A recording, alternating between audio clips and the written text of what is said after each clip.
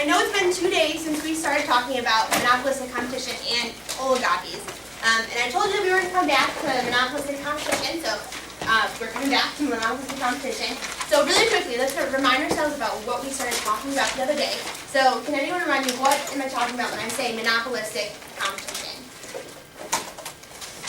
Anyone? Eleni, go for it. When there's one company that supplies a certain drug, so they can raise or lower the prices however they want. Okay, yeah, so they want to, sorry, say that again? They can like raise or lower prices depending on what they want to charge, because they're the only revenue. Okay, yeah, you were almost there. I think, yeah, you were almost there. Monopolistic competition, I think you're saying correctly, and then kind of confused it with monopoly, which I completely understand. So just a general monopoly is exactly what Eleni just said. So that they have complete control over prices, just like Shane and his pens the other day. So has complete control over price. When we're talking about monopolistic competition, we're then adding in a couple extra firms. So they still have some free reign with the prices, just like Eleni said, but in this example, we have some extra firms involved. So anyone else have anything you remember, or look back at your notes about monopolistic competition? Anything else you remember? Bryce, go for it. It's when they sell similar but not identical products. Awesome, yeah. It's similar but not identical products. Yeah, Dorothy. When it has like fewer barriers to get into the market. Yeah, so with like Monopoly, there were so many barriers to entry that it was really hard to get in. We gave the example the other day of, we're talking about Monopoly, of public water, and how it's going to be really difficult for them to put pipes in the ground and find a new facility to get the water from. That is something that's going to be difficult. In this example, we're talking about there are multiple firms. They sell similar products, but not exactly the same. So to remind you guys, the other day I gave you this example of the two hole punchers. The two hole punchers. They're both hole punchers. They both do the exact same job. But what's the difference? Yeah, they have a different handle. This one's a little bit nicer. It has a little bit more of industrial strength. They'll probably go through a couple more pieces of paper than this one, but they still, in general, are going to do the exact same job. They're a similar product, just not the exact same, not exactly the same.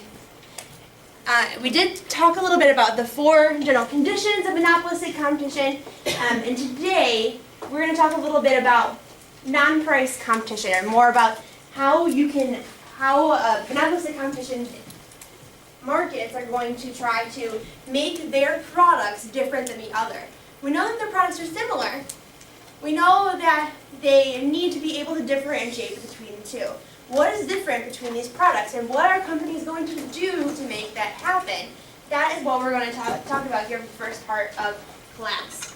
So first off, non-price competition, and we're talking about, so there has to be a way to attract customers through style, service, location, but they not necessarily a lower price.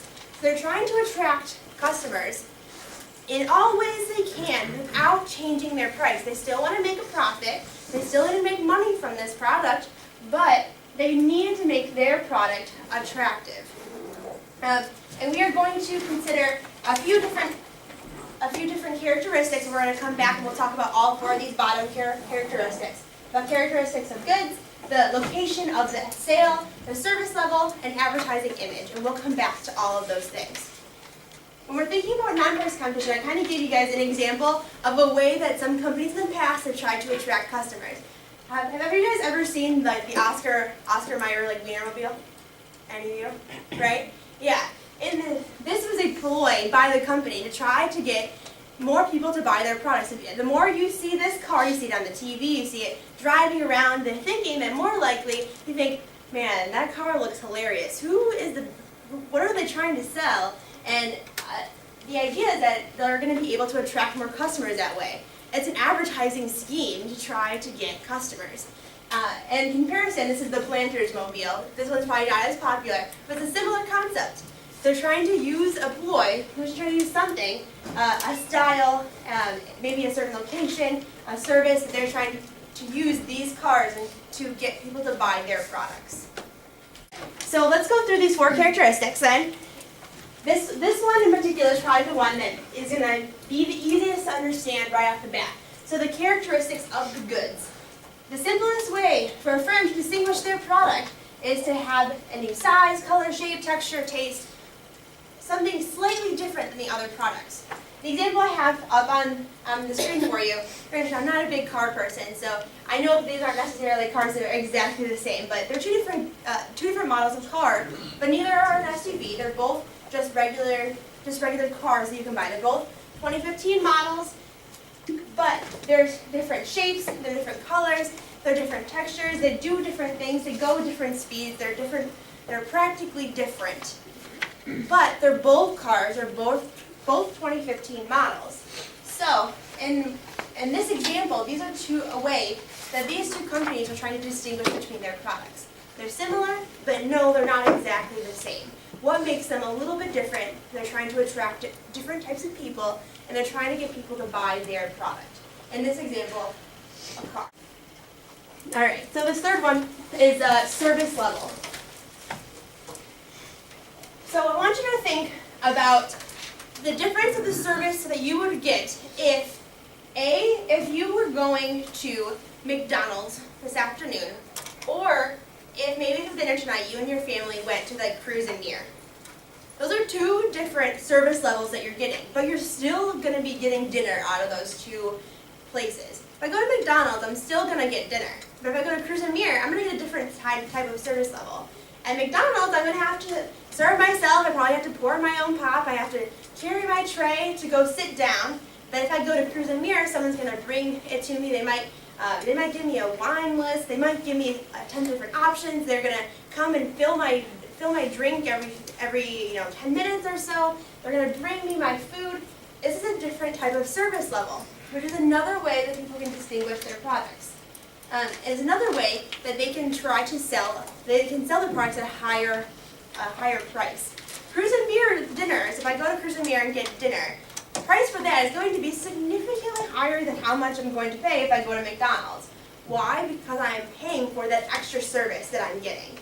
So once again, there are two different products that are similar in the fact that I'm still getting dinner, but at the same time I'm paying completely different prices for it. In this example, because of the service level. Alright, so this last one here is the advertising image. And advertising is something that we've talked about before, but in general, we know that to make a business successful, they have to advertise. But really what we're talking about here is not just advertising in general, but also trying to use their brand to their advantage. So firms can use advertising to create apparent differences between their offerings and other products in the marketplace. So yesterday, Mr. Brunson gave you an example for your brochure that's due on Monday about polo. He gave a whole big brochure about it. This is a polo shirt. The difference between a polo and a polo maybe I buy from Kohl's. The difference between those two products is not necessarily the actual shirt, but the polo brand has the little polo brand right in the top, right on top of the shirt. So that, in theory, is a way to distinguish these two products. I'm getting a polo from Polo versus a polo from Kohl's. It's completely different, and I'm going to pay two different prices for the brand.